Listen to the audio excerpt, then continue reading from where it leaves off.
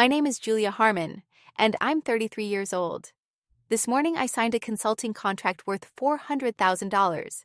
Not unusual for someone in my position, but what made it special was who signed it from the other side, Richard Levine, the man my father once called the only boss who mattered. 10 years ago, my father refused to pay for my education, said I was wasting my time, said I'd be another broke liberal arts dropout. Today, I hired his former boss. And my father doesn't even know I'm the reason his idol is back in the game under my name. Before I tell you how I built the life my father thought I'd never have, let me take you back. The sun hit the conference room windows in perfect symmetry, casting long slashes of light across the polished table. I sat at the head of it, my fingers lightly grazing the edges of the manila folder in front of me, pretending to be more composed than I actually felt. Outside, 30 floors below, the city moved in its usual rhythm, cars honking, pedestrians darting across crosswalks, construction clanging in the distance. But inside this room, time was stretching. I could hear the distant hum of the HVAC system, the gentle clink of porcelain mugs in the break area down the hall, the subtle creak of leather chairs shifting as people settled in. But all of that faded the moment the door opened. He walked in carrying a laptop bag that looked far more expensive than necessary, and a confidence that felt a little frayed at the edges. His gray suit was well fitted, though I could tell he had lost weight, probably stress. His hair, once thick and jet black, had given way to a receding salt and pepper hairline that somehow made him look both diminished and defiant. I recognized him instantly. He didn't recognize me at all. That didn't surprise me. To him, I had been just a shadow 10 years ago. An unnecessary footnote in his roster of rising young professionals. The daughter of one of his favorite employees, a girl not worth more than a polite handshake at a holiday party. I had been invisible then, and I had spent years making peace with that invisibility. But invisibility has a way of turning into armor if you learn how to wear it properly. I gestured for him to sit, and he did, smoothing his suit pants as he settled into the chair across from me. He was polite, attentive, even deferential. The irony settled into my chest like a slow burn. This man used to command boardrooms with a single raised eyebrow, used to call the shots that shaped departments, budgets, and careers. Now he was leaning forward, trying to read my face, trying to predict my questions, trying not to seem too desperate. I flipped open his folder slowly, making deliberate pauses on the first page, just long enough for him to feel the weight of my silence. It wasn't out of cruelty. It was instinct. Years of being dismissed, diminished, overlooked had taught me that silence can be more powerful than any performance. I had mastered the art of understatement. It was my shield, my signature, my subtle declaration that I didn't need to prove anything anymore. His resume was impressive. He'd held high-level roles, consulted with 3 Fortune 500 companies since stepping down from Grafton Energy, launched his own advisory firm. It was all the right language, leadership, synergy, transformation, but I saw the cracks between the lines. I knew what those roles really meant. He had fallen from grace, quietly, strategically, and now he was looking for a way back in. I listened as he spoke. He gave me the rehearsed version of his last 10 years' career shifts, market volatility, new visions for organizational growth. I nodded in all the right places, but my mind was somewhere else. I was remembering the way he used to praise my father at those quarterly company dinners. The way he used to say Robert Harmon was the most dependable mid-level operator in the system. My father had glowed under those words, had treated them like gold. I remembered the Christmas party when I was 19, home for break, still full of hope and plans for college. I had stood by the buffet, unnoticed, while this man laughed with my father about corporate loyalty and real men who made real money. I remembered how I had smiled politely when he asked where I was applying, and how his eyes glazed over when I said communications. I remembered my father's shrug afterward, his voice low and casual, saying she's more of a creative type, not quite Grafton material. Now, this same man was asking about our product suite, our client retention strategies, our leadership goals. And I was answering in measured, precise language that I had sharpened over years of boardrooms, failures, and rebuilds. I had worked hard to rid my voice of doubt, of apology, of the subtle lift at the end of a sentence that makes a woman sound like she's seeking permission. I no longer needed permission. I hadn't for a long time. There was a moment, somewhere between his third answer and my second follow-up question, when he paused. His eyes scanned my face, slower this time, less performative. Something flickered in his expression, something that looked a lot like recognition, though not quite the kind that says, "I know you." It was the recognition of power, of shifted dynamics, of a seat at the table that once belonged to him and now belonged without question to me. I didn't smile. I didn't gloat. I kept my posture still, my tone neutral. I asked one more question about scalability, let him offer his ideas, and then thanked him for his time. He stood, buttoned his jacket, and gave me a professional nod, the kind you offer when you're not sure if you'll be called back. Then he left. I sat there for another 5 minutes, letting the silence return, the door clicking shut behind him. I stared at the place he had just occupied, not with satisfaction, but with something closer to closure. This wasn't revenge. This was reclamation. A slow, deliberate unwinding of a decade's worth of silence. I hadn't needed him to remember me. I just needed him to sit across from me and realize that I wasn't someone who needed reminding. 10 years ago, I was the girl nobody invested in, the girl who didn't belong in her father's world. Today, I was the one in charge.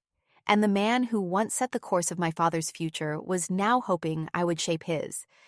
I grew up in a house where success was currency and silence was stability. We lived in a brick colonial outside Pittsburgh, the kind of place with manicured hedges and a flag on the porch, where every window was polished like the image my father wanted to project. My name is Julia, though in that house I was more often referred to as the other one, or just a presence to be managed. My brother Daniel was 3 years older, tall, athletic, brilliant in a way that made people lean forward when he spoke. He was the son my father had clearly been hoping for. I was the child he tolerated. My father was a systems man, an operations director at Grafton Energy for as long as I can remember.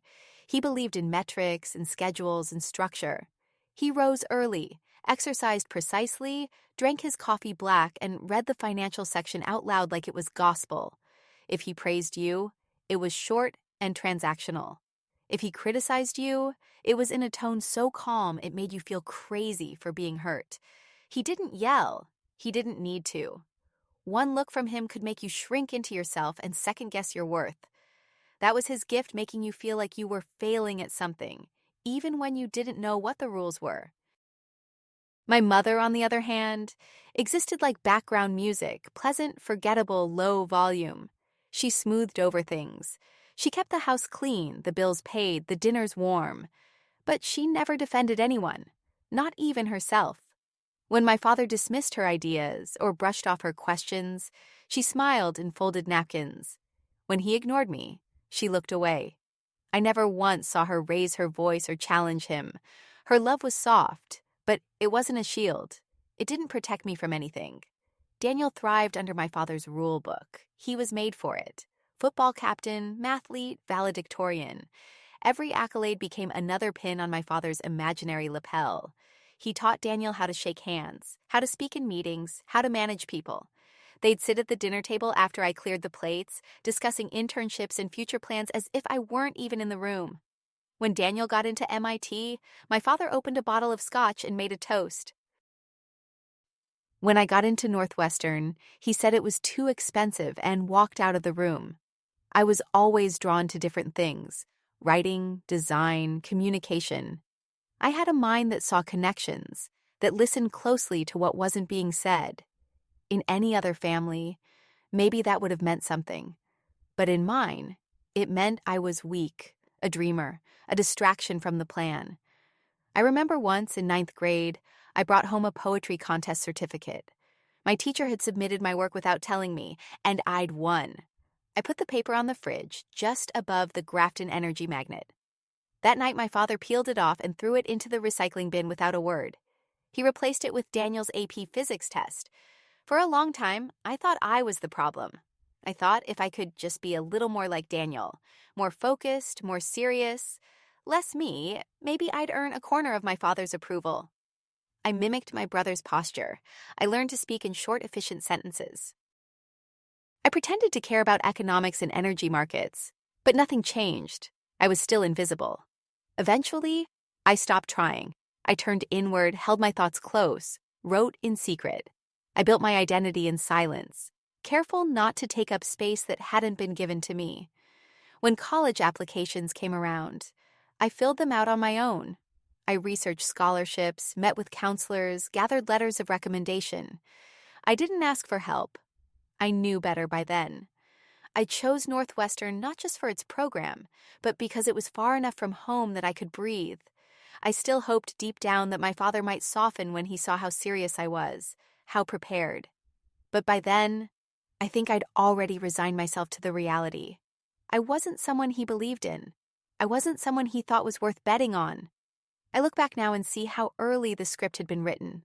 I wasn't born with less potential. I wasn't lazier or less intelligent. I was just the daughter in a house that only knew how to value sons. And when you're raised like that, you start to mistake neglect for normalcy. You start to believe that effort means nothing unless someone else validates it. That belief followed me for years.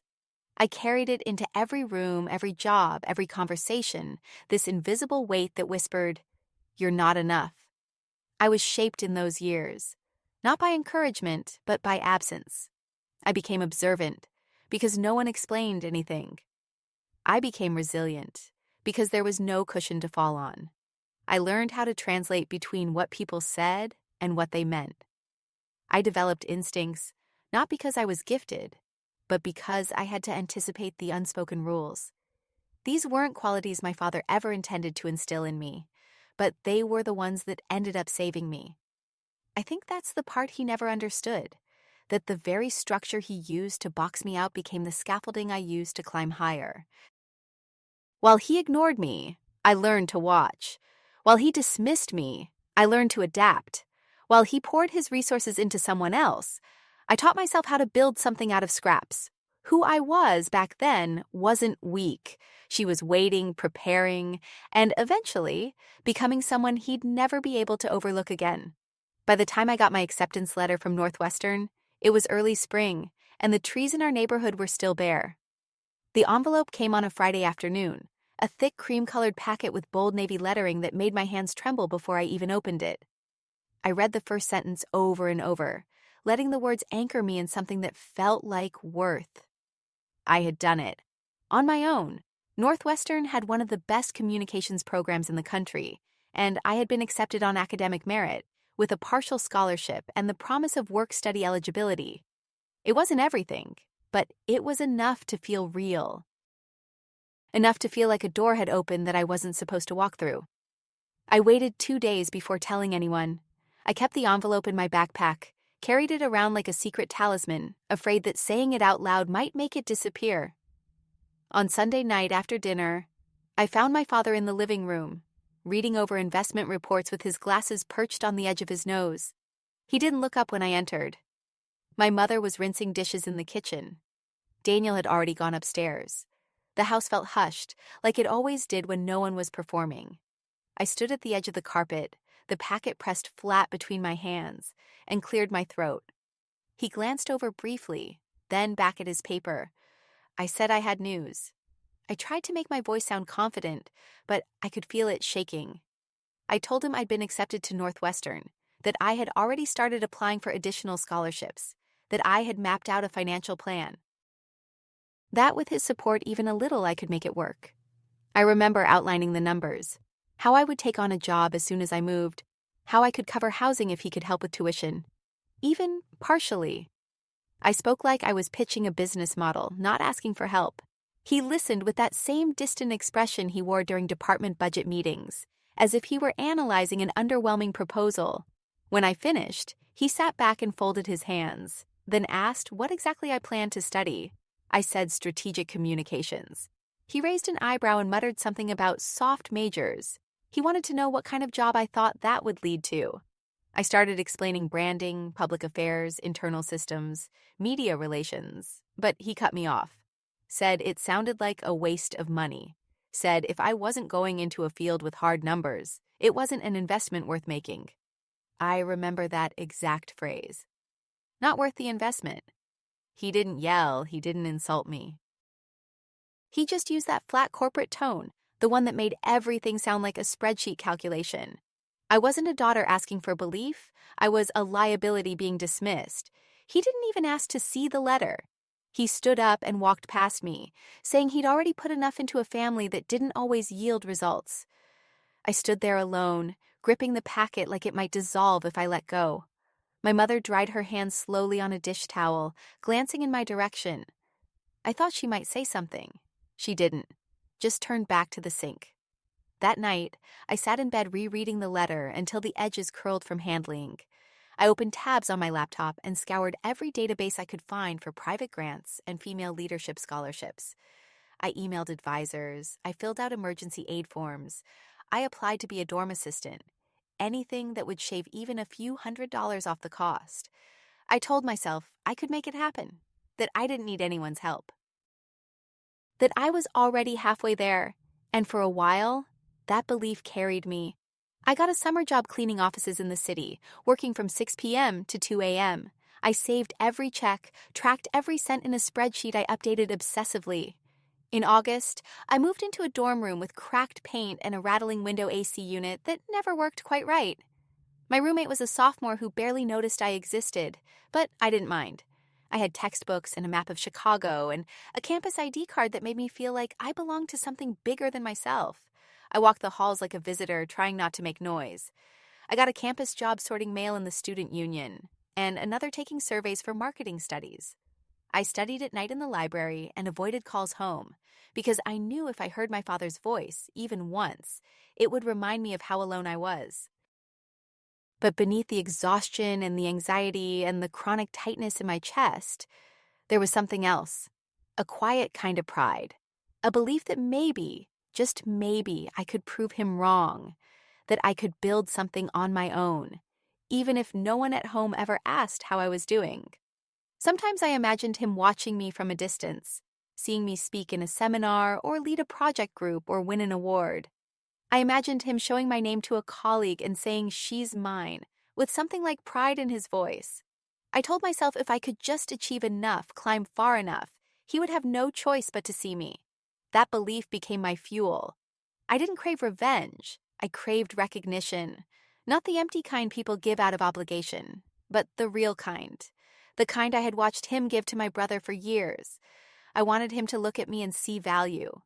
But belief, when it's one-sided, begins to collapse under its own weight.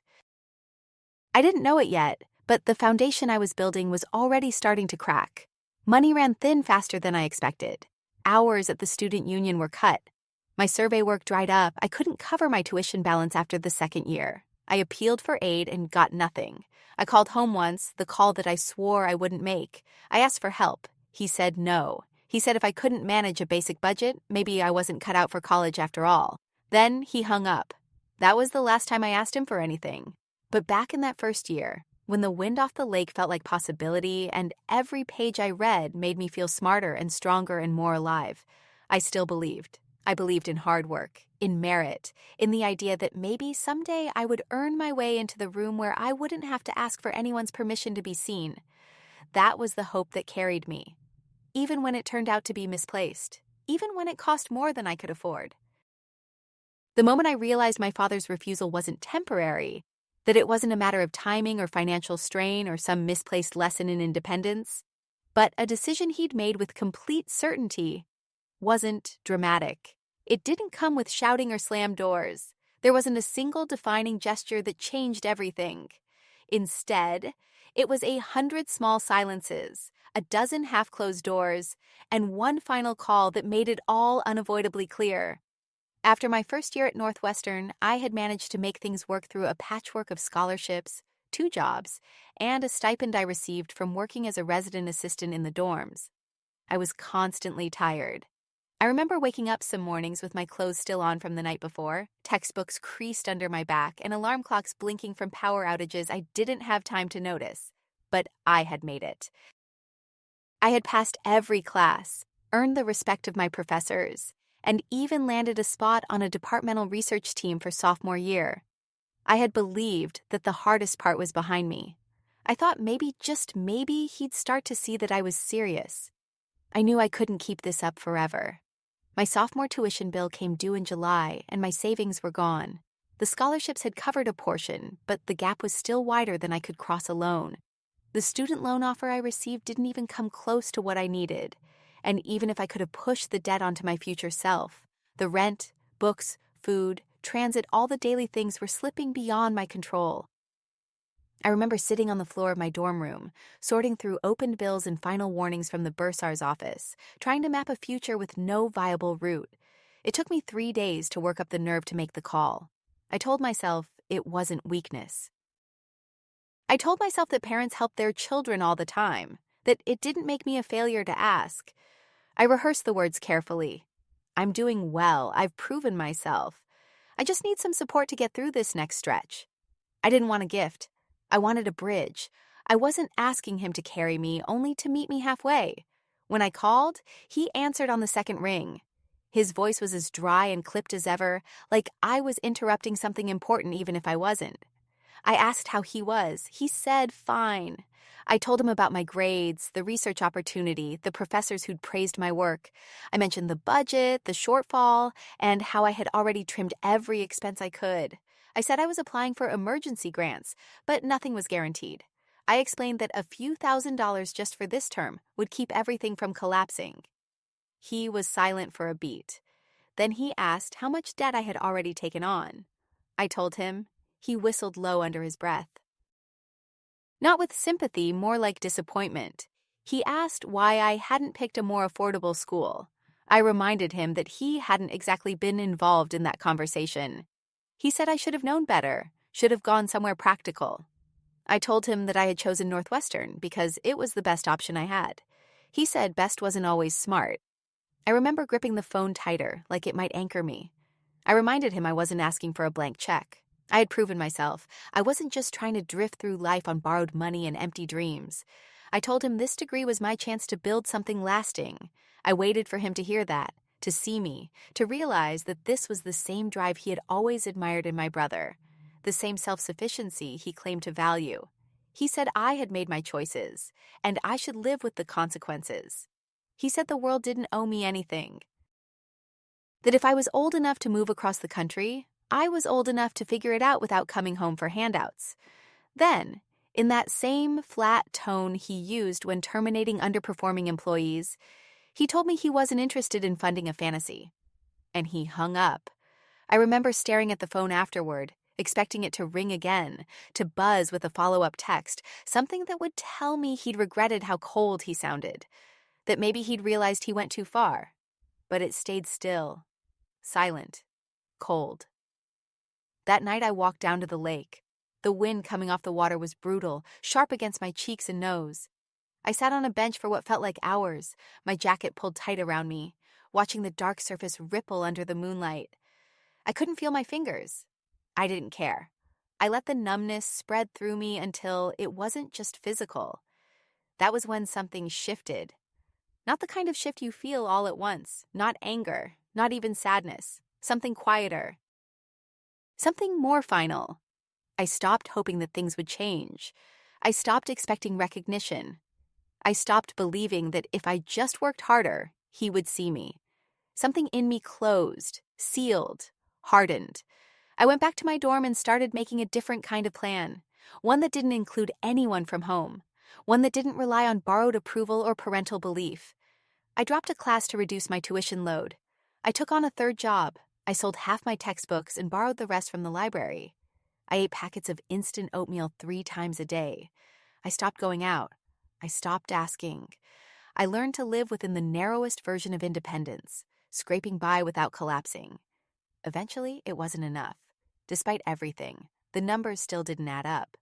The university gave me a warning, then a deadline, then a final notice. I sat in the bursar's office in a plastic chair under flickering lights while a woman with kind eyes and a clipboard told me I was being administratively withdrawn for non-payment. I signed the papers without crying, not because I wasn't hurt, but because I was too tired to be anything else. I packed my things alone. No one knew. I told my professors I had a family emergency. I told my friends I was taking a leave of absence. I couldn't bear the humiliation of explaining what had really happened, that I had worked so hard, fought so long, and still lost, that the girl who never asked for anything had finally asked and had been told she wasn't worth it. When I left campus, I had 117 in my checking account and nowhere to go. I slept on the floor of a friend's apartment for a few weeks, then moved into a studio with 3 other girls who worked overnight shifts. I took whatever temp jobs I could get, filing papers, assembling mailers, handing out samples on street corners. It wasn't glamorous, it wasn't strategic, but it was survival. And in that dark, difficult place, I started building something no one could take from me. I didn't know it then, but that call his refusal would be the last time I tried to prove anything to him. Everything that came after was mine, not because I wanted to rise above him, not because I needed revenge, but because when someone tells you you're not worth investing in, the only way forward is to become something so undeniable that the world is forced to take notice, even if the people who should have seen you first never will. Leaving school felt less like a single moment and more like a slow erasure. One week, I was taking notes in lecture halls, juggling work shifts and squeezing reading assignments into 20-minute breaks. The next, I was folding my clothes into trash bags because I couldn't afford a suitcase. The dorm I had once walked into with shaky hope became something I slipped out of in silence, my departure barely registered by anyone. No goodbye party, no professors waving at the door, no packed car full of proud parents helping me move. Just me, the elevator's dull chime, and the echo of wheels scraping across tile as I dragged a borrowed cart out of the building. I moved in with a girl named Adrienne who worked 2 blocks away at a diner and lived in a second-floor walk-up that smelled like old onions and damp plaster. She didn't ask questions. She had 3 other roommates, none of whom I ever really got to know. We rotated through the apartment like ghosts, quiet, tired, always moving. I slept on a futon near the radiator, which hissed at night like it had secrets to tell. We shared a bathroom the size of a closet and a kitchen where the sink dripped constantly, no matter how many times we tried to fix it. I took whatever jobs I could, filing at a logistics company downtown, delivering flyers for a real estate agent who paid cash under the table, answering phones in an office that smelled like burnt coffee and hopelessness. I remember sitting in those offices, pretending to look busy while I calculated how many shifts I'd need to cover rent. I counted quarters at laundromats, rationed granola bars for dinner, and once wore the same blouse 3 days in a row to hold on to a temp job that offered nothing but fluorescent lights and indifferent glances. The worst part wasn't the exhaustion, though that was constant. It wasn't the fear either, though that came in waves. What if I got sick? What if I lost another job? What if the furnace broke and the landlord decided we weren't worth fixing it for? No, the worst part was how quickly I started to believe that this was my level. That this life, the scraping by, the measuring of worth in shifts and tips and bus schedules was all I was ever meant to have. That maybe my father had been right. Some mornings I'd wake up before the sun and sit in the bathroom with my knees pulled to my chest, just to be alone. The tile floor was always cold, even in summer. I'd stare at the wall and try to remember what it had felt like to be a student, to believe that intelligence and hard work would be enough. That belief had kept me afloat for years. Without it, I sank fast. I stopped calling home. There was nothing left to say. My mother sent a few emails at first, short ones, awkwardly worded, like she didn't know how to bridge the silence I had built. I read them and never replied. My brother didn't reach out at all. He had graduated by then, already working in finance, already the man my father had raised him to be. They probably talked on Sundays over bourbon and grilled steaks, pretending I had never existed. When I passed familiar buildings, universities, libraries, corporate towers, I didn't feel envy so much as a dull ache, the kind that doesn't throb, but stays constant, like a low-grade fever. I avoided places where students gathered. I couldn't bear the laughter, the open notebooks, the casual way they spoke about the future. It reminded me too much of what I'd lost and how quietly that loss had happened. Eventually, I stopped writing altogether. I had always kept a journal, even when things were good. I used to believe that recording my thoughts gave them value, made them real. But now every word felt like a reminder of failure. I didn't want to memorialize the days I spent standing in line at food banks or pretending to browse in bookstores just to stay warm. I wanted to forget it all, even as I was living it. Winter made everything worse. The heater barely worked, and our windows were single pane, leaking wind like they were meant to betray us. I wore 3 layers to bed and wrapped my feet in towels. The cold seeped into my bones until I could no longer tell where my body ended, and the numbness began. There were nights I lay awake and wondered what would happen if I just disappeared. Would anyone notice? Would anyone care? But even in those moments when the isolation felt thick enough to choke on, some part of me refused to vanish. Not out of hope. Hope was gone. But out of something older, meaner, something closer to defiance. I didn't want to prove anyone wrong anymore. I just wanted to survive long enough to make my own rules. There was no revelation, no single day when things turned. Just a string of small decisions. I said yes to a data entry job that paid a little better than the rest. I stayed late, asked questions, learned the systems. When someone quit, I offered to take on their responsibilities. I bought a used blazer from a thrift store and taught myself how to speak like I belonged. I watched how people in power moved, what they didn't say, how they made space for themselves without apology. I mimicked until it became instinct. I still remember one afternoon when a manager tossed me a client file and said, "You seem sharper than the rest. Let's see what you can do with this." It was the first time anyone had looked at me like I had potential since I left school. I worked through the night, built a new report, and delivered it in the morning with trembling hands. He didn't say much, just nodded and passed it on. But the next day there was another file on my desk, then another. Little by little I crawled out of that hole. Not because anyone lifted me, but because I learned how to climb. I stopped waiting to be saved. I stopped hoping for someone to notice. I moved forward in quiet, deliberate steps, carrying every rejection, every insult, every discarded dream like armor. I was no longer chasing a version of success someone else had defined for me. I was building my own version, one that no one could take from me this time. It wasn't pretty, it wasn't fast, but it was mine. And sometimes that's all you need to begin again. Not a miracle, just a sliver of light that you protect with everything you have until it's strong enough to guide you out. I was 24 when the opportunity found me, though it didn't look like an opportunity at first. It came on a Tuesday afternoon, the kind of day where everything felt gray and unremarkable. I was working at a third-tier IT support agency downtown, the kind that promised rapid response to enterprise clients but barely held itself together behind the scenes. My job was simple.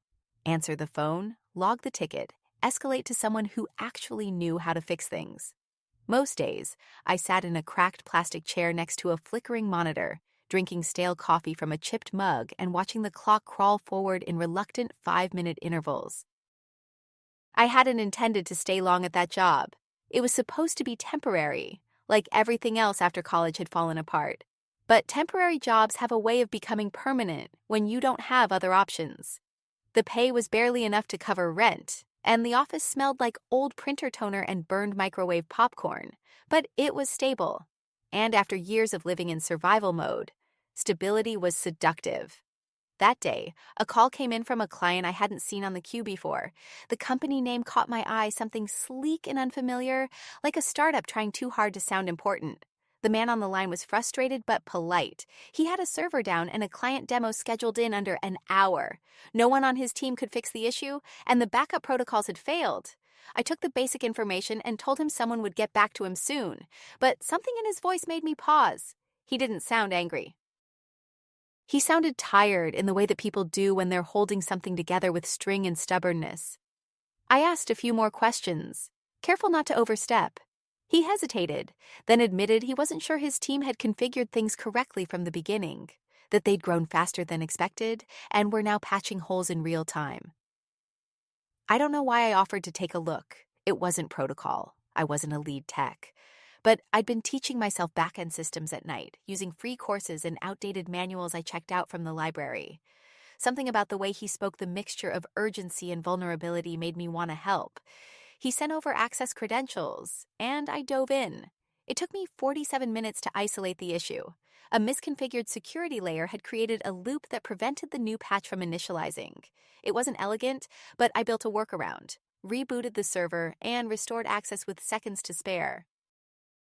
When he logged in and saw everything running, there was a long silence. Then a quiet laugh, low and disbelieving. He asked how long I'd been doing this work. I told him the truth. Not long, not formally. I wasn't certified. I didn't have a degree. But I understood systems. I understood failure. And I had gotten him out of a mess no one else had. The next day, he called back. Not to complain or follow up, but to ask if I wanted to meet for coffee. He said he was hiring a new assistant for his operations team. Someone who could think on their feet. Someone who wasn't afraid to ask questions. It wasn't a technical role, more like a coordinator. But there was room to grow, he said. He'd seen too many people with fancy degrees who didn't know how to adapt. He liked people who had scars. I didn't say yes immediately. I wasn't used to people wanting something from me that didn't involve hours and exhaustion. I didn't trust the ease of it. I thought it might be a scam or some elaborate misunderstanding. But I met him anyway, at a quiet cafe near the river where no one seemed to be in a hurry. He was younger than I expected, maybe in his early 30s, dressed in jeans and a t-shirt that said Beta Broke Alpha Testing. He smiled easily, but there was sharpness behind his eyes, the kind that comes from building something out of nothing and carrying it further than anyone thought possible. We talked for an hour. He asked real questions, not just about work experience, but about how I saw problems, what I read, what I wanted that I hadn't been given yet. I didn't know how to answer most of them, but he didn't seem to mind. He told me about his company, how it had started in a basement, how they'd landed a major client by accident, how they were now scaling faster than they could keep up with.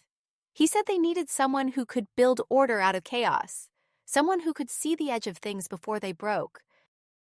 He didn't care about resumes. He cared about instinct. I said yes that night, not because I believed I was qualified, but because something in my chest sparked in a way I hadn't felt in years. It was small, like the first breath after holding it too long. But it was real. A part of me wanted to believe that maybe, just maybe, my life didn't have to be a series of near misses and low ceilings. Maybe there was another version. The first few weeks were rough. I was out of my depth most of the time. The language, the tools, the pace, it felt like I had stepped into a world that moved 3 times faster than I did. But I paid attention. I took notes on everything. I asked questions even when I was scared they were stupid.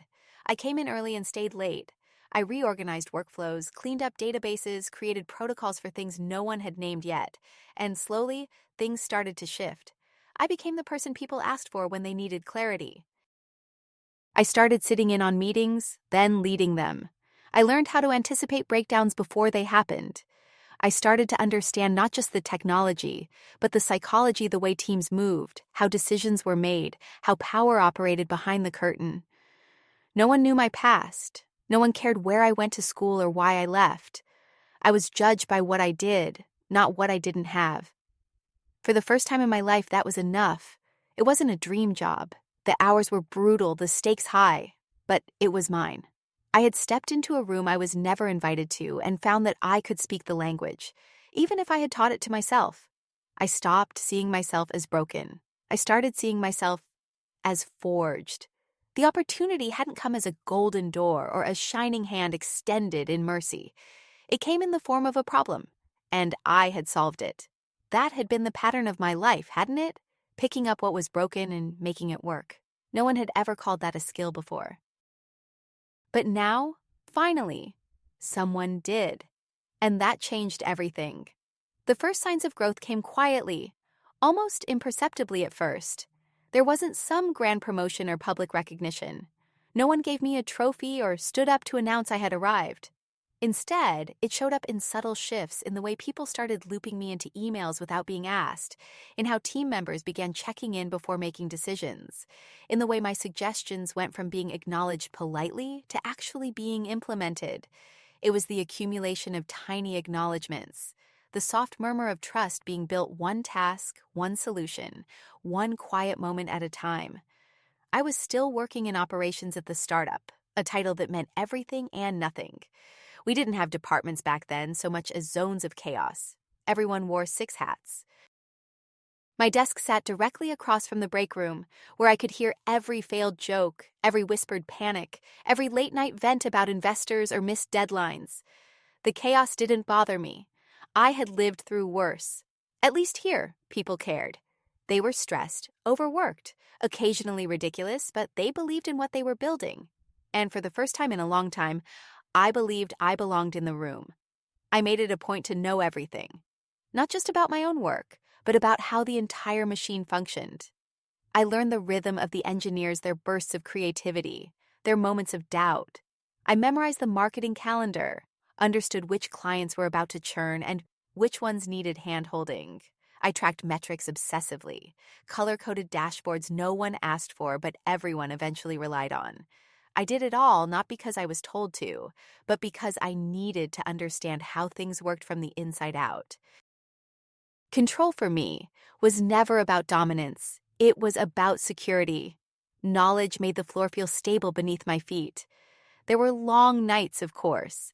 Nights when I stared at spreadsheets until the numbers blurred, or sat in strategy meetings where I understood half of what was said and Googled the other half when I got home. I made mistakes. Too, sent the wrong file to a client, miscalculated a renewal date, crashed an internal test server because I'd misread a line of code I wasn't even supposed to be touching. But every time I messed up, I owned it. I never deflected, never blamed. And slowly, that earned me something more valuable than praise: respect. The founder, his name was Marcus, began handing me projects without detailed instructions. He trusted that I would figure it out. Sometimes he'd just send a one-line Slack message. Can you fix this? No context, no brief. I'd dig in, diagnose, patch, and then write a full report on what went wrong and how we'd prevent it next time. Eventually, I wasn't just solving problems. I was building systems to stop them before they happened. I was no longer the assistant. I was the infrastructure. One afternoon, Marcus pulled me into a meeting with a new investor. I wasn't supposed to speak, just take notes, observe. But midway through the presentation, the investor asked a question about operational scalability. Marcus looked at me. So I answered. I laid out our current workflows, growth constraints, contingency plans, and process redundancies. I didn't use fancy jargon. I just explained the truth, clearly and calmly. The investor nodded, scribbled something in his notebook, and said, "That's the most straightforward answer I've gotten in months." After the meeting, Marcus handed me a new title: Director of Internal Strategy. There was no pay bump yet, but the title meant something to me. It meant I wasn't invisible. That promotion changed how others saw me, but more importantly, it changed how I saw myself. I stopped apologizing before offering an idea. I stopped softening my language. I started taking up space not arrogantly, but fully. For years, I had shrunk myself to fit into rooms that didn't want me. Now, I was expanding without asking permission. I wasn't the loudest person in the room, but when I spoke, people leaned in. I had made myself impossible to ignore. I started mentoring new hires. Not formally, no one asked me to. But I remembered what it felt like to be lost, to pretend you understood when you didn't, to fake confidence so no one would write you off. I kept a running document of acronyms, cultural quirks, useful shortcuts.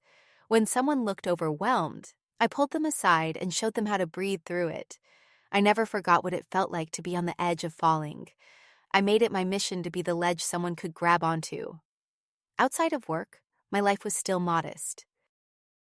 I lived in a small one-bedroom apartment with uneven floors and a bathtub that never drained properly. I ate cheap dinners, bought clothes secondhand, and walked instead of using ride shares. But there was a new steadiness in me. I didn't panic when the fridge was half empty. I didn't flinch at the sound of the landlord's footsteps. For the first time in years, my survival wasn't hanging by a thread. It was held by the work I'd built with my own hands. I started saving, not much, but enough to create a buffer. I opened a high-yield savings account. I read books on investing. I created a spreadsheet for financial goals. It felt strange, putting structure to dreams I had once buried. But with each small step, I reclaimed a part of myself I thought I had lost. The girl who had once walked across a campus believing she could build something meaningful was returning, stronger, wiser, tempered by fire. I didn't tell my family. They didn't ask. By then, I had stopped expecting them to. I had stopped imagining phone calls where my father would ask how I was or say he was proud. That version of the story didn't exist, and that was okay. What I had now was real, earned, mine. I no longer needed someone else's approval to validate the life I was building. Growth didn't look like triumph. It looked like waking up without dread. It looked like being asked for your opinion and knowing it mattered. It looked like coming home late, exhausted, and still feeling like the day was worth it. It looked like standing in the middle of a storm and realizing you weren't going to be swept away. Not this time. Not ever again. By the time I turned 28, I didn't recognize the girl I used to be, not because I had forgotten her, but because I had outgrown her so completely that she felt like a distant relative, someone I used to know and pity. I still remembered her curled on the floor of a borrowed apartment, blinking through exhaustion, clinging to the thin hope that things might turn around if she just worked hard enough. But now, that version of me existed like a fossil beneath the surface of something harder, sharper, more deliberate. I wasn't waiting for anything anymore. I had become the thing I used to chase. I had climbed quickly, faster than anyone expected, even me. After I was promoted to Director of Internal Strategy, more doors opened not because someone held them for me, but because I had learned how to pick the locks. I didn't have the pedigree or the network, but I had proof. I had systems that worked, teams that thrived under my guidance, clients who renewed contracts not because they liked me, but because I delivered results that made their spreadsheets sing. I became the quiet force behind growth reports, the reason chaos never reached the surface. People didn't always see me in the spotlight, but those who mattered knew exactly who I was. And they started offering more than thanks. Recruiters began reaching out, subtly at first LinkedIn messages, invites to connect. Then came the real offers, other startups, mid-sized firms with real capital, consultancies with bonuses that made my old salary look like a clerical error. I didn't jump at the first offer. I didn't jump at the fifth. I waited. Not because I was unsure, but because I wasn't desperate. For the first time, I was operating from a place of leverage. Power tastes different when you've known hunger. Eventually, I chose a company that specialized in organizational restructuring high-stakes contracts with broken firms that needed to be rebuilt from the inside out. The work was brutal, the timelines were tight, but it was exactly where I belonged. I was flown into companies where entire departments were hemorrhaging, where leadership had lost control, where employees whispered like prisoners and turnover numbers read like obituaries. And I fixed them, quietly, methodically, without fanfare. I listened, mapped, rewired. I brought order to chaos. It was the one thing I had always known how to do. With each project, my confidence stopped being borrowed and became earned. I started speaking at conferences not with flashy presentations, but with simple truths backed by data and results. I published a paper on systems thinking for leadership transitions. I was interviewed for a podcast I'd once listened to while mopping floors. The host introduced me as an architect of operational integrity. I laughed when I heard it, not because it was untrue, but because it was exactly the kind of phrase my father would have rolled his eyes at. I changed my wardrobe too. Not to impress, but to reflect who I had become. No more clearance rack cardigans that tried to blend in. I wore tailored blazers and clean lines. I wore confidence. My posture changed.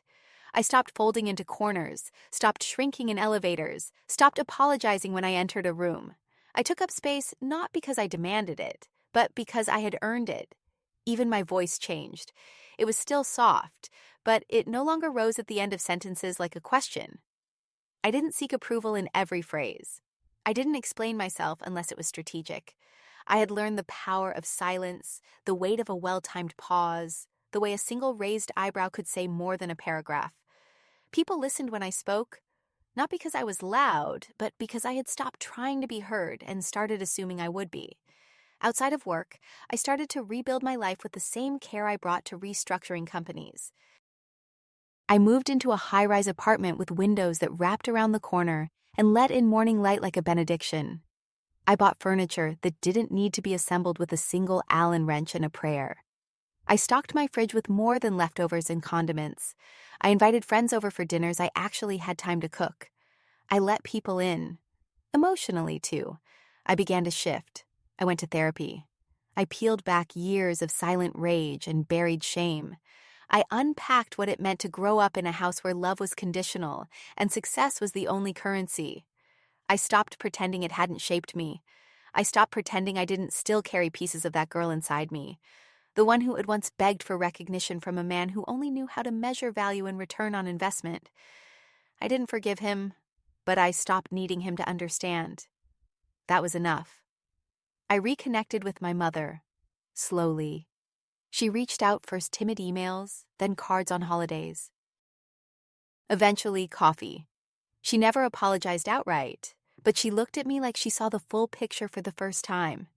She touched my hand across the table once and said, "You're strong in a way I never learned to be." I didn't cry. I just nodded. That was our peace. I didn't hear from my father, not directly, but I saw his name once in an industry report, listed under retired early from Grafton Energy. No commentary, no ceremony, just a name fading into irrelevance. I didn't feel triumph. I didn't feel closure. I just felt distance, the kind that doesn't need a bridge anymore. And yet, even as I stood taller, spoke clearer, lived louder, I carried the past with me. Not like a wound, but like a map. A reminder of the paths I had taken, the detours I had survived, the traps I had outgrown. I wasn't a self-made woman. I was a woman forged by rejection, rebuilt by grit, sustained by the quiet, relentless refusal to disappear. I was no longer someone trying to prove she belonged. I was someone who knew she did. And once you become that person, there's no going back, there's only forward. It happened on a Tuesday morning, the kind that was packed with meetings from the moment I opened my laptop. I was scrolling through an internal briefing packet when I saw just a name in an innocuous line of text buried under a vendor proposal for a client we were onboarding. Richard Levine. It stopped me cold. For a second, I thought I was imagining things, that maybe it was just someone with the same name. But I clicked the link, opened the profile, and there he was. Same face, though slightly older. His hair now a full wash of silver instead of salt and pepper. His expression still serious, but softer.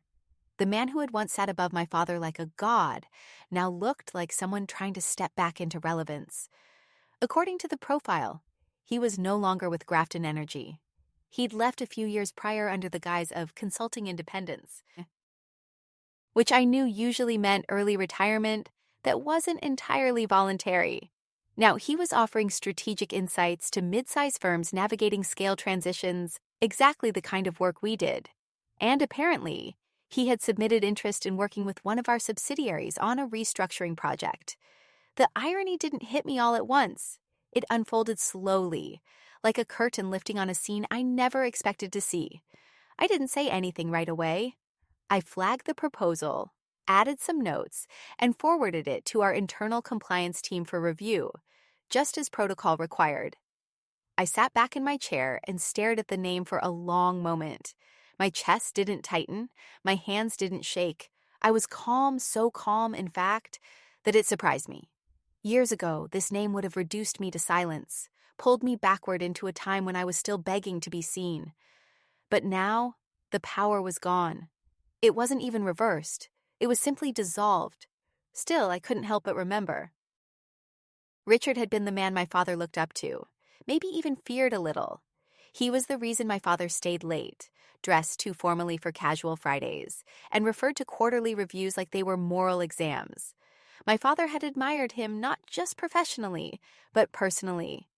Richard represented the type of authority my father worshipped, ruthless, efficient, and always in control.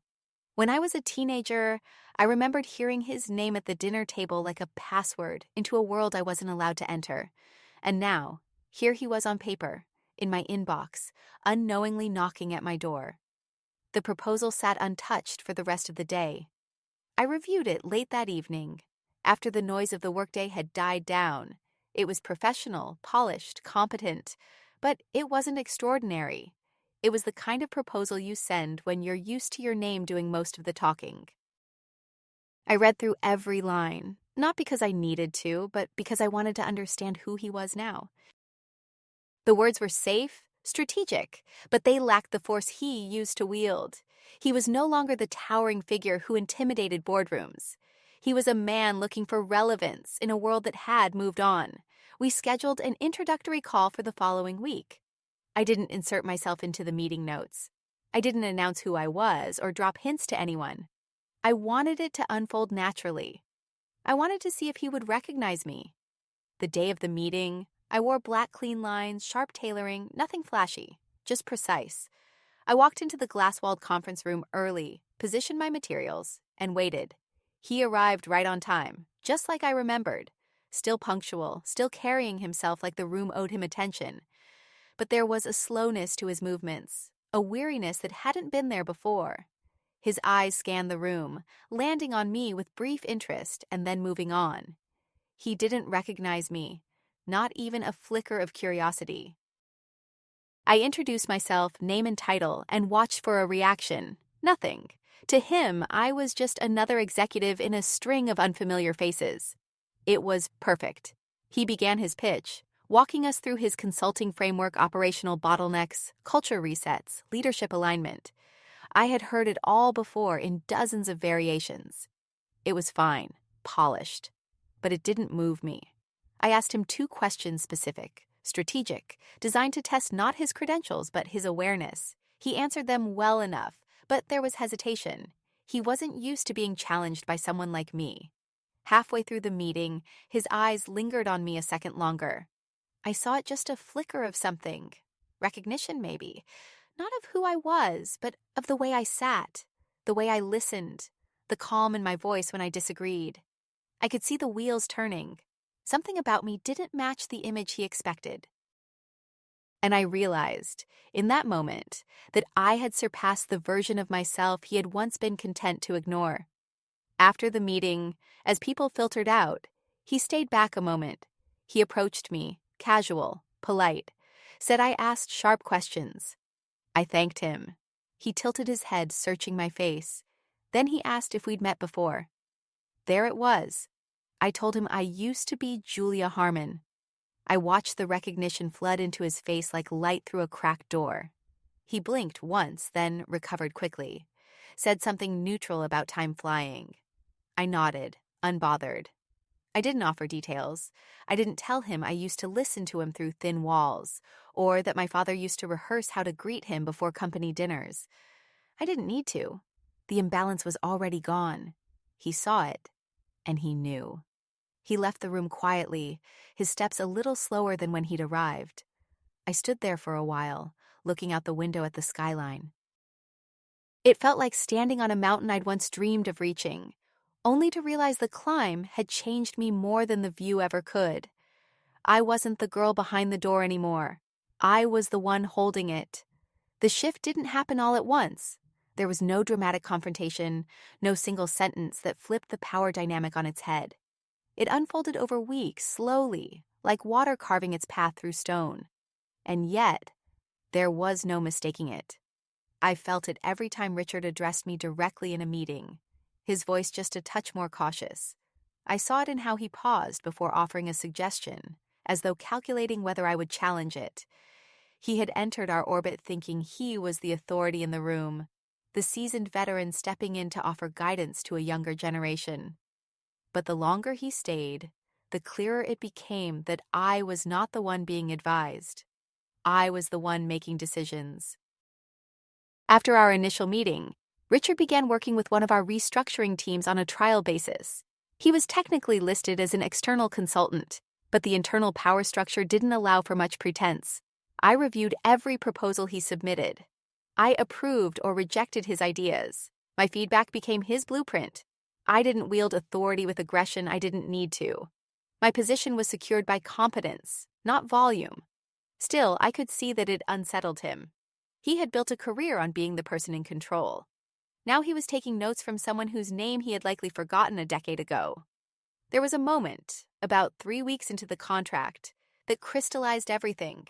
We were in a strategic alignment session with a new client, a messy case involving two merging companies with incompatible cultures and bloated leadership teams. Richard had prepared a proposal for how to handle the integration process. It was technically sound, but outdated. Too linear, too reliant on hierarchical buy-in that no longer existed in modern org structures. I let him present it without interruption. When he finished, I thanked him, then calmly outlined an alternative approach. I cited recent data, referenced success metrics from previous clients, laid out an adaptive model that allowed for real-time pivots. The room shifted. I felt it. The client turned toward me, nodded slowly, and asked me to elaborate. Richard didn't say anything. He just closed his notebook and listened. After the meeting, he approached me in the hallway. His smile was tight, forced at the edges. He said, "You've built something solid here." It was a compliment, maybe, but it felt like a surrender. I nodded and thanked him, resisting the urge to say more. There was no need. He already understood. Later that week, I received a request from leadership to expand Richard's role into a broader client segment. It was a standard process. Normally, I would have signed off without much thought, but I paused. Not out of pettiness, this wasn't personal. It was about alignment. He was capable, but not agile, experienced, but not adaptable. And in our world, those differences mattered. I flagged a few concerns, asked for revisions to his scope of work, and requested a joint planning session to recalibrate expectations. It wasn't punishment, it was precision. I was protecting the integrity of what I'd built. During that session, something unexpected happened. Richard deferred to me. Not passively, but with intentionality. He referenced my frameworks, sought my input before speaking, built on my insights rather than offering competing narratives. It was subtle, but undeniable. A man who had once loomed large over my life now moved carefully within my space. He understood the stakes. And perhaps for the first time, he understood who I really was. I never mentioned my father. I never asked Richard about their past interactions or whether my name had ever come up in conversation back then. It didn't matter anymore. The validation I once craved had withered into irrelevance. What mattered was the present, that I stood in a position of leadership not by inheritance, but by merit, that I had navigated 1,000 closed doors to arrive at one I had opened myself. One evening, after a long day of back-to-back strategy reviews, I stayed behind in the office to finish a few reports. The floor was quiet, the hum of the building settling into that peaceful rhythm it only found after dark. I walked into the break room for coffee and saw Richard already there, standing by the window with a cup in hand, staring out at the city. He turned when he heard me. For a moment, we just stood in silence. Then he said, almost absently, "You remind me of someone I used to know. Someone I underestimated." I didn't respond. I didn't need to. He finished his coffee and left. And I stood there, alone in that quiet room, feeling the weight of something that wasn't revenge or righteousness, but equilibrium. A long overdue balancing of power. Not because I demanded it, but because I had become the kind of person who didn't need permission to take up space. That was the real shift. Not that he saw me now, but that I no longer needed him to. It wasn't a dramatic scene. There was no audience, no sudden silence falling over a crowded room, no gasps of realization. My victory didn't come with confetti or applause. It arrived quietly, like a tide that had been rising so slowly for so long that by the time it reached its peak, everyone simply accepted it as inevitable. That's how real power moves, not with spectacle, but with certainty. The project Richard and I had been consulting on was entering its final phase, and leadership had decided to hold a debrief with all key contributors. It was a formality, really. We had already hit our targets and exceeded projections. The client was thrilled, the process had stabilized, and our internal metrics showed a 23% efficiency increase since implementation. It was the kind of success you couldn't argue with: measurable, repeatable, undeniable. I had built the framework, Richard had supported it, and everyone knew it. In the days leading up to the debrief, I started receiving quiet messages from people I hadn't heard from in months, colleagues, former teammates, even a few mentors. They'd seen the internal reports. They'd heard my name in executive briefings. A few asked how I did it, how I'd moved so quickly, so decisively, through a field that often resisted people like me. I didn't have an easy answer. I never did, because the truth was, I hadn't climbed a ladder I had built my own. That morning, I arrived at the office early, as I always did. I reviewed my notes, double-checked my slides, and made sure every data point was locked into place. Not because I was nervous, but because excellence had become my standard. I wasn't showing up to prove anything anymore. I was showing up because this was who I was, now measured, prepared, grounded. The meeting room filled slowly. People exchanged small talk, poured coffee, adjusted chairs. When Richard walked in, he nodded at me respectfully. There was no tension, no edge, just acknowledgement. He knew what this meeting was. We both did. The debrief went smoothly. I presented our outcomes, explained the architecture of the operational redesign, walked through performance deltas and culture integration benchmarks. There were no interruptions, no second guessing. When I finished, the room was quiet for a breath. Then came the nods, the murmurs of approval, the questions not about whether my strategy worked, but how we could scale it across other departments. Richard followed with his summary brief, deferential, supportive. He cited my frameworks, praised my leadership, and credited the seamless execution to strong internal guidance. He didn't need to say my name. Everyone knew who he meant. After the meeting, our department head pulled me aside. He said they wanted me to lead the next phase of the restructure solo. No co-consultants, no oversight, full autonomy. I nodded, said thank you, kept my voice steady. But inside something bloomed. Not pride, at least, not the flashy kind. It was deeper than that. It was the quiet satisfaction of arriving somewhere no one expected you to be, and knowing you were there because of every hard choice, every silent sacrifice, every moment you kept going when no one believed in you. Later that day, I stepped into my office and saw an email waiting for me. The subject line read, Levine reference request. It was from a potential client, someone I'd been courting for months. They wanted to confirm that Richard had worked under my direction. That phrase, worked under my direction, settled into my chest like a stone dropping into calm water. Not because it diminished him, but because it clarified me. I had become the reference point. I was the center of gravity now. I didn't reply right away. I stood by the window, looking out at the skyline, and thought about my father, about how many times I'd heard his voice in my head, warning me not to reach too high, not to dream too big. I thought about how many dinners he had spent praising Richard Levine, talking about his genius, his authority, his place in the industry. And now, here I was, not just equal to him, above him. And yet, I felt no need to announce it. No desire to call my father and tell him what I had done.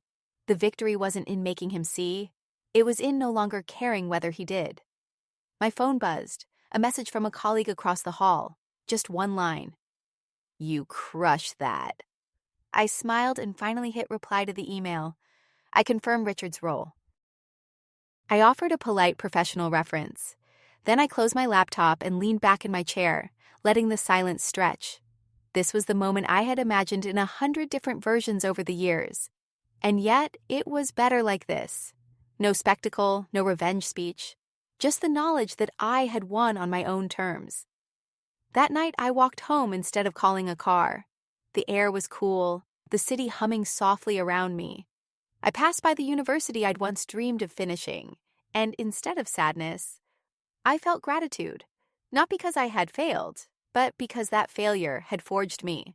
Every door that had closed had redirected me to this exact place, and I wouldn't trade it for any diploma in the world. I had become the kind of woman who no longer needed anyone to open doors for her. I built my own, walked through them, closed them behind me, and never once looked back. I used to believe closure came in the form of a dramatic finish, a final word, a definitive confrontation, some thunderclap moment where the people who doubted you finally see what you've become. I thought there would be a scene where my father looked me in the eye and said, I was wrong. Or maybe one where I stood on a stage, the lights hot on my skin, receiving some honor he couldn't ignore. But that's not how real closure works. It doesn't arrive with applause. It settles in slowly, like light creeping into a room you've sat in for years without realizing it was dark.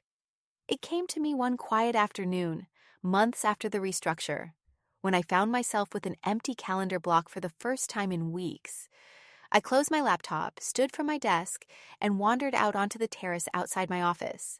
The city stretched in every direction, steel and glass in motion, and I could feel the distance I had traveled. Not in miles, but in selfhood. I leaned on the railing and let myself remember. I thought of that 19-year-old version of me with a college acceptance letter trembling in her hand, desperate for approval from a man who never looked up from his spreadsheets. I thought of the girl who begged for tuition support and heard only, "You're not worth the investment." I thought of the woman who worked 3 jobs, who ate oatmeal for dinner, who packed up her life in a dorm room while no one noticed she was leaving. I carried her with me for so long. Every decision I made, every risk I took, every late night at a desk illuminated only by ambition, she was always there, just behind me, asking if it was finally safe to believe in herself. And now, she was no longer behind me. She had become me. Not a wound, not a memory, not a ghost. Just a woman who survived, who endured, who built something from nothing, and then chose to live like she deserved it. I think that's the part no one tells you. That success doesn't feel like vengeance. It feels like peace. Like waking up and realizing you don't flinch when you check your bank account. Like not hesitating before you speak in a room full of power. Like not needing to explain your choices anymore because your life has already done the talking for you. Victory isn't a moment. It's a state of being. And I had finally stepped into it, without waiting for permission. I never reconnected with my father. Not out of bitterness, just clarity. Some people are not meant to follow you into the life you build. They are only meant to show you the path you don't want to walk. He remained in my past, static, predictable, still orbiting a world where value was measured by profit margins and control. I no longer felt anger toward him, just distance. And that distance was a kind of freedom. My mother and I stayed in touch. Slowly, she softened into someone I could let in again. We never spoke at length about what happened, but sometimes, in the pauses between our conversations, I could feel her remorse. She would say things like, "You've done well," or, "I always knew you were strong." And while the words came late, I let them land. Not because I needed them, but because I finally had room for grace. As for Richard, he completed his contract and moved on. We shook hands in a glass-walled conference room and exchanged polite farewells. He didn't mention our history again. But just before he left, he looked me in the eye and said, "You've built something that will last." I nodded. That was enough. I began mentoring young women in the industry, those who reminded me of myself. Not the polished, postured version, but the one who had once felt invisible. I told them the truth, that it would be hard, that they would be underestimated, that there would be days they questioned everything. But I also told them that their worth wasn't something they had to prove. It was something they had to protect, and I taught them how to do that, not with permission, but with conviction. My story didn't end with revenge. It didn't end with vindication. It ended with sovereignty, with the quiet, private knowledge that I had shaped my life with my own hands, and no one could take it from me. That I had gone from being denied an education to being the architect of systems used in classrooms, boardrooms, and decision-making tables. That I had taken every moment of rejection, every ounce of silence, every closed door, and turned it into a foundation no one else could have built. Years from now, if someone were to ask me how I did it, I wouldn't tell them about one big break or one lucky meeting. I would tell them about the nights I didn't quit, about the people who underestimated me, about the moment I stopped waiting to be chosen and decided to choose myself. That is what victory looks like. Not loud, not vengeful, just undeniable. And I wouldn't trade it for anything.